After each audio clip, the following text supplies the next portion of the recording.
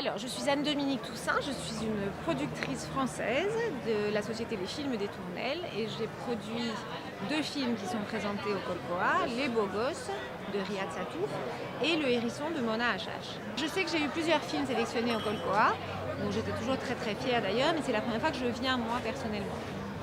Les Beaux Gosses, c'était mardi soir. Écoutez, moi je suis restée dans la salle une demi-heure et je sais que ça riait énormément, donc j'étais très contente parce que ça, je pense que c'est la vie d'adolescents de 14 ans, donc je pense que c'est assez universel, leurs problèmes, leurs angoisses et ce qui nous fait rire en les regardant parce que ça riait beaucoup.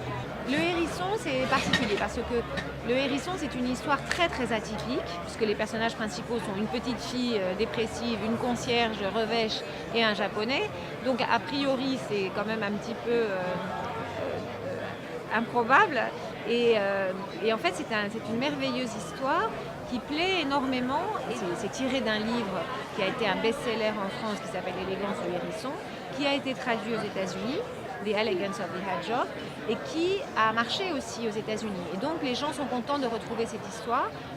Et je pense que c'est un film sur les apparences, sur l'âme humaine, sur quelque chose de très profond et finalement très universel. Donc je pense que ça peut plaire, et d'ailleurs c'est le cas, à énormément de gens dans le monde et à énormément de pays. Ça s'est déjà vendu dans toute l'Europe. Et aux États-Unis, j'espère qu'on trouvera un distributeur parce que je pense qu'il peut y avoir un public très sensible à cette histoire très atypique.